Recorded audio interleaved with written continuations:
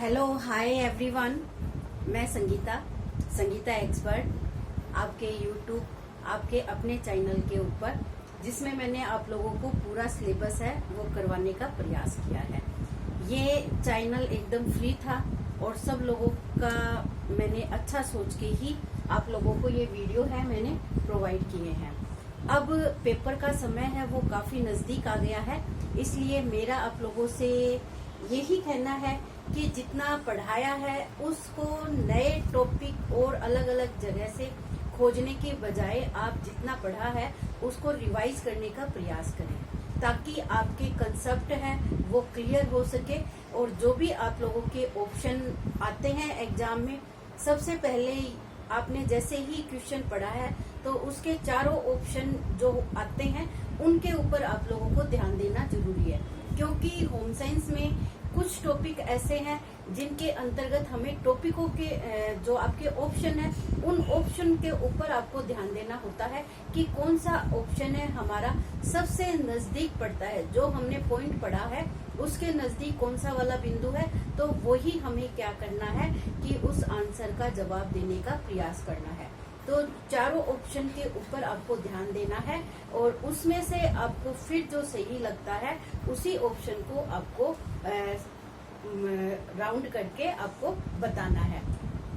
कल मैंने आपको यही कहा था कि पोषक तत्वों में प्रोटीन, वसा और कार्बोहाइड्रेट की चर्चा की थी, तो आज मैंने आपके लिए विटामिन लिया है, क्योंकि विटामिन आपका एक बड़ा टॉपिक है और जिसके अंदर प्रश्न पूछे जाने की संभावना भी क्या होती है, सबसे ज्यादा होती है। तो इसके अंदर एक तो आपका प्रश्न है वो यही पूछा जा चुका है कि विटामिन है वो कितने प्रकार के हैं। तो इसमें बच्चों के सबसे ज्यादा कंफ्यूजन रहता है, इनके प्रकार ही वो बच्चे हैं गलत बताते हैं। सब ये कहते हैं कि vitamin A, B, C, D, E, K ये सब हमारे क्या है, प्रकार है। तो ये विटामिनों के प्रकार नहीं है। विटामिनों के दो प्रकार होते हैं, ये आपको ध्यान रखना है। एक तो हमारा आता है वसा में घुलनशील और एक आता है आपका जल में घुलनशील। तो अगर प्रश्न आपसे पूछा जाए कि विटामिन कितने प्रकार के होते हैं, तो आपको यही बताना है कि विटामिन हमारे दो प्रकार के होते हैं, जो एक वसा में घुलनशील है और एक आपका किसमें है, जल में घुलनशील विटामिन है। अब आगे जो क्वेश्चन बहुत बार पूछा जा चुका है और इसमें से कंफ्यूज करने के लिए बच्चों को ये प्रश्न पूछा जाता है कि जल में घुलनशील विटामिन है वो कौन कौन से हैं और वसा में घुलनशील विटामिन है वो कौन कौन से हैं। तो ये आपको ए बी सी डी में चार जो आपको ए बी सी और डी करके आपको ऑप्शन मिलता है। क्वेश्चन आता है जल में घुलनशील है, तो आपका कौन सा विटामिन जल में घुलनशील है। यहाँ पे आपका हो सकता है जल में घुलनशील में जैसे बी आता है और बाकी मैं क्या तो दूंगी ए, डी और ई आपके हैं जो इसमें बता दिए जाएंगे। तो ये क्या है, आपको कंफ्यूज में करने के लिए होता है। आपको अच्छे से ध्यान रखना है कि जल में घुलनशील विटामिन आपका बी और सी आता है, तो यहाँ पे आपका ऑप्शन क्या आ जाएगा, बी आपका सही है। और यहाँ वसा में घुलनशील विटामिन है ए, डी, ई, के। अब यही इसमें पूछा जा सकता है कि वसा में घुलनशील विटामिन नहीं है, ये जल में घुलनशील का भी प्रश्न आ गया और ये बाकी के सारे क्या है, आपके वसा में घुलनशील विटामिन है। तो प्रश्न मैं ये दे दूंगी कि वसा में घुलनशील विटामिन कौन सा नहीं है, तो भी आपका क्या आएगा, यही आपका आंसर है वो आ जाएगा। जल में घुलनशील पूछा जाएगा तो बी, और वसा में कौन सा नहीं घुलता है, क्योंकि यही जल में घुलता है। तो प्रश्न को मैंने उल्टा कर दिया, लेकिन आंसर आपका यही रहा। और इसी तरीके से इसमें जैसे ऑप्शन में चेंज करके और आपसे कुछ और पूछ लूं, तो ये विटामिनों से संबंधित प्रश्न है। आपका जल और वसा का जो बिंदु है ये आपका पूछा जाता है। अभी पीछे एग्जाम के अंदर आपके इनके रासायनिक नाम क्या है, जो आपके जल और वसा में घुलनशील जितने भी मैंने विटामिन है आपके यहाँ पे लिख रखे हैं। विटामिन ए, बी की ये बहुत बड़ी फैमिली होती है, B1, B2, B3 और B6। ये मैंने चार विटामिन है विटामिन बी के रखे हैं। क्योंकि इन्हीं से प्रश्न है वो ज्यादा पूछे जाते हैं। B1, B2, B3 और B6। यहाँ विटामिन सी, ये विटामिन आपका डी है, और ये ई और के आपके विटामिन है। इतने मैंने विटामिन आपके रखे हैं, इनके सबके रासायनिक नाम है। विटामिन ए को हम कैरोटीन के नाम से जानते हैं। सबसे पहले ये भी प्रश्न पूछा जा सकता है कि विटामिन की खोज किसने की थी। तो विटामिन की खोज है वो कैसिमियर फंक ने की थी। विटामिनों के जो जनक दाता है वो इनको ही कहा जाता है। कैसिमियर फंक है वो विटामिनों की खोज का श्रेय इन व्यक्तियों को जाता है। विटामिन B1 का रासायनिक नाम है हमारा थायमिन।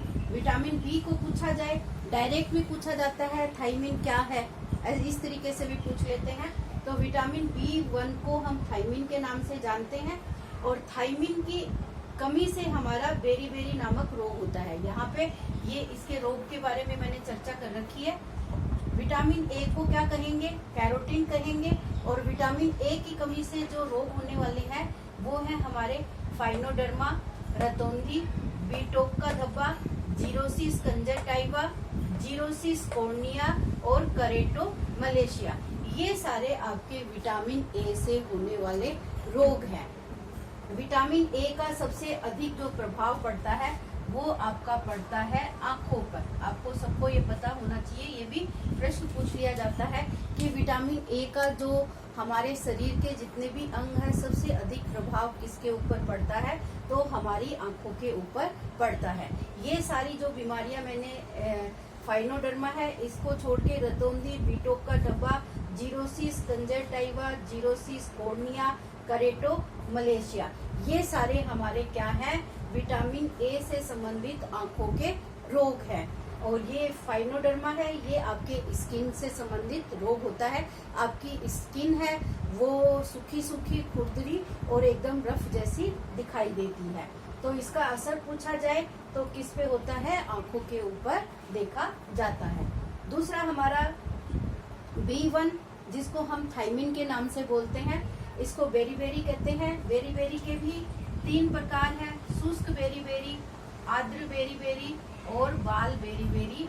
ये आपके बेरी-बेरी से संबंधित 3 प्रकार की बीमारियां देखी जाती है। बाल बेरी-बेरी का मतलब ये है कि ये बच्चों में होने वाला रोग है, और शुष्क और आर्द्र है ये वयस्कों का रोग है, जो वयस्कों के अंतर्गत शरीर है। आर्द्र के अंदर सूजन जैसा दिखाई देता है, व्यक्ति स्वस्थ दिखता है लेकिन फिर भी उसके बेरी-बेरी नामक रोग है, वो उसके लक्षण है वो प्रकट होते हुए दिखाई देते हैं। शुष्क बेरी-बेरी के अंदर व्यक्ति थोड़ा सा शुष्क हो जाता है, उसका सूखापन है शरीर के अंदर वो दिखाई देने लगता है।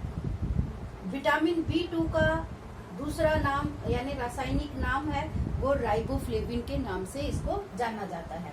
इसका सबसे ज्यादा प्रभाव पड़ता है हमारी त्वचा पर, घाव होते हैं, होठों के किनारों में घाव होते हैं। आपने देखा होगा कई व्यक्तियों के यहाँ पर घाव है, दोनों साइड में बन जाते हैं। तो ये हमारे विटामिन B2 की कमी का प्रभाव होता है, जिसके कारण होठों के किनारों में घाव हमें दिखाई देते हैं। तीसरा हमारा रोग विटामिन B3 है, जिसको हम नियासिन के नाम से, इसका रासायनिक नाम नियासिन है, और इसको एक नाम से और जाना जाता है, निकोटिक अम्ल के नाम से भी इसको हम जानते हैं। रक्त अल्पता, शारीरिक वृद्धि रुक जाना, चर्म रोग, फोड़े फुंसिया आदि, ये सारे हमारे नियासिन की कमी के प्रभाव है, वो हमें इसमें दिखाई देते हैं। यहाँ पे विटामिन B6 का नाम है पायरोडोक्सिन। पायरोडोक्सिन है, ये भी एक चर्म रोग है जिसके अंतर्गत फोड़े फुंसियां हो जाना, ये भी इसके अंतर्गत दिखाई देते हैं। इसमें रक्त अल्पता, शारीरिक वृद्धि रुक जाना ये है, और इसमें चर्म रोग और फोड़े फुंसियां हैं, इस तरीके की समस्या है पायरोडोक्सिन के अंतर्गत दिखाई देती है। फिर आपका आता है विटामिन सी। ये भी प्रश्न आपका पूछा जा चुका है, विटामिन सी को हम किस नाम से जानते हैं, तो इसको हम एस्कॉर्बिक अम्ल के नाम से जानते हैं। इससे होने वाला रोग स्कर्वी है, और स्कर्वी भी बच्चों की स्कर्वी और वयस्कों की स्कर्वी है, इस नाम से इसको जाना जाता है। फिर आपका आता है विटामिन डी। डी का रासायनिक नाम कैल्सीफिरोल है। डी को हम किस नाम से जानते हैं? कैल्सीफिरोल के नाम से जानते हैं।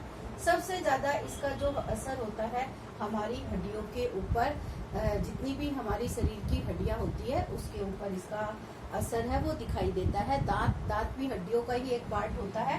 तो इसमें रिकेट्स आपकी स्थिति आती है। सबसे पहले टिटेनी दिखाई देता है, दांतों का सड़ना आ जाता है, अस्थि मृदुता आता है, ओस्टोमलेशिया और ओस्टोपोरोसिस, ये 2 कंडीशन है।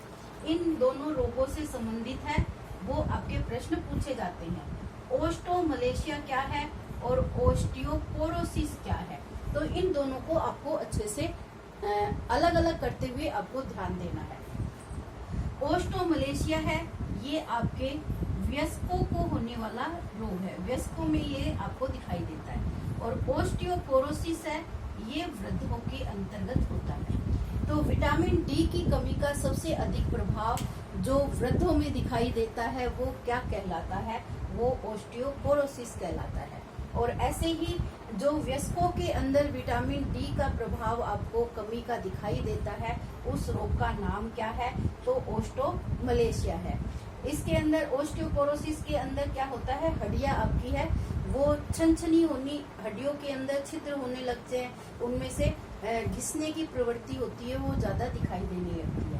ऐसे ही ओस्टोमलेशिया के अंतर्गत है, इसमें छिद्र नहीं होते हैं बल्कि इसके अंदर हड्डियां है वो थोड़ी सी विकृत, हड्डियों के जॉइंटों में दर्द, उनका घिसाव है, इस तरीके की प्रवृत्तियां है वो ओस्टोपोरोसिस के अंतर्गत होती है। फिर आता है हमारा विटामिन ई का, जो आपका वसा में घुलनशील विटामिन है। विटामिन ई को टोकोफिरोल के नाम से जाना जाता है, इसका रासायनिक नाम। इसका दूसरा नाम भी है बंध्यता प्रतिरोधक पदार्थ।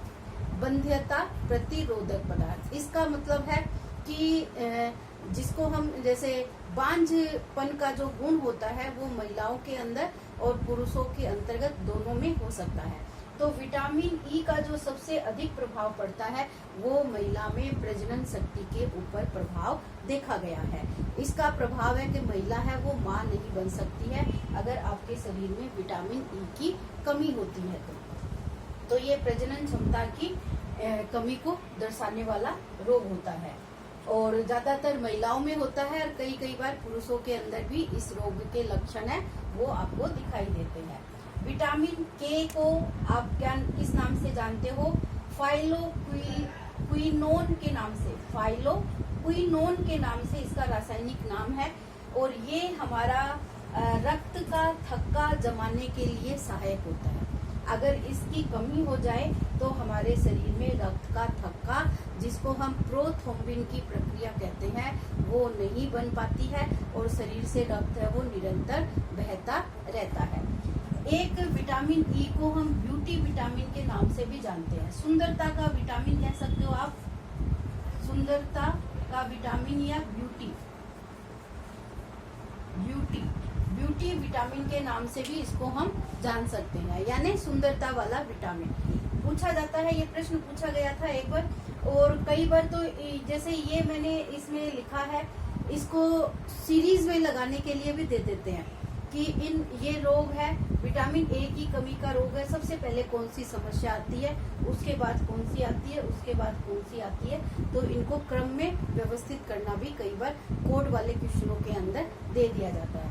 इसके साथ साथ ये भी पूछा जाता है कि इन विटामिन ए का रिच स्रोत क्या है, या थायमिन B1 का रिच स्रोत क्या है, या सी का रिच स्रोत क्या है, या डी का रिच स्रोत है क्या है, ई का रिच स्रोत है वो क्या है, यानी इनसे किनसे ये प्राप्त होता है ये भी आप लोगों को अच्छे तरीके से पता होना चाहिए। ऑप्शन जैसे विटामिन ए के ऊपर मैं आपको क्वेश्चन देती हूँ कि विटामिन ए है वो किस में पाया जाता है।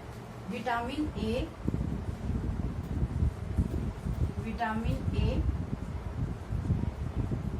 किस में अधिक होता है, अधिक होता है। तो यहाँ पर मैं ऑप्शन देती हूँ आपको, आम देती हूँ, पपीता देती हूँ और एक दे दूं केला, या चौथा दे दूं आपको सेब।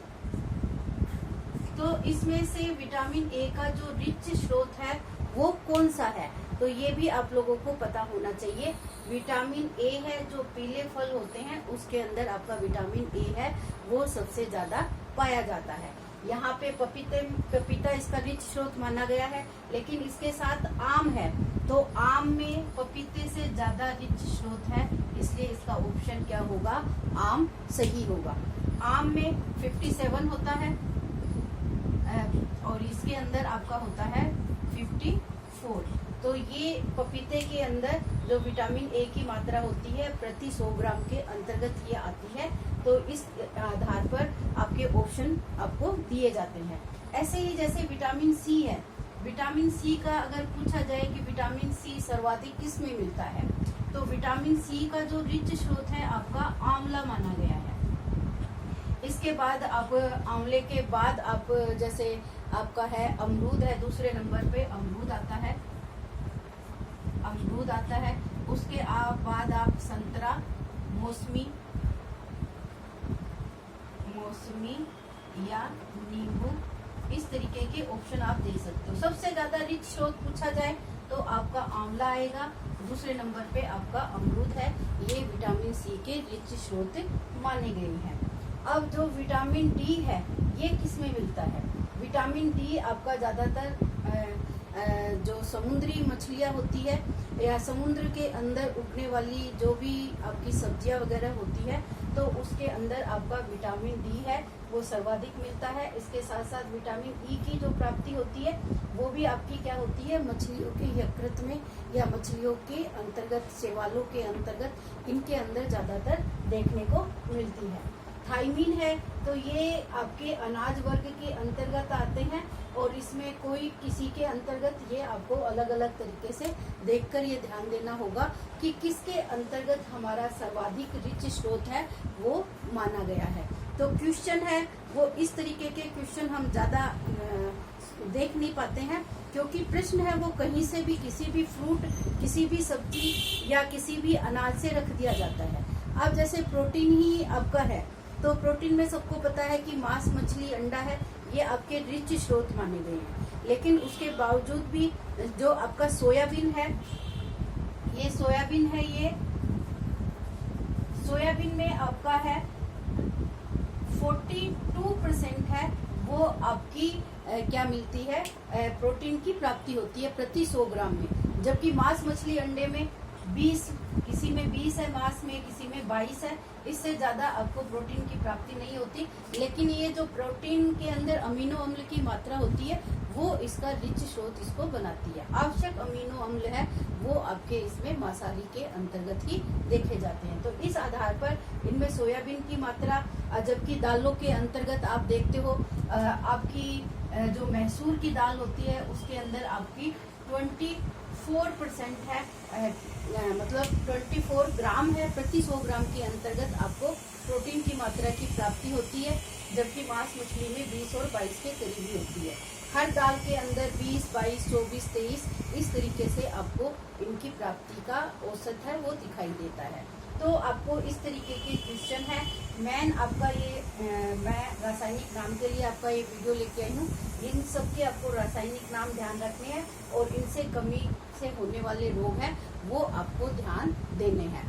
इसके बाद आपके जैसे खनिज लवण है, तो खनिज लवण के भी आपको सारी कमी के प्रभाव और रोगों के बारे में आपको जानना चाहिए। कौन सा खनिज लवण का स्रोत क्या है ये भी आप लोगों को पता होना चाहिए। इसीलिए समय का अभाव है और ज़्यादा मैं अब वीडियो बना भी नहीं पाऊंगी, क्योंकि मैं भी आप लोगों की तरह ही ये इस कंपटीशन में पार्टिसिपेट कर रही हूँ।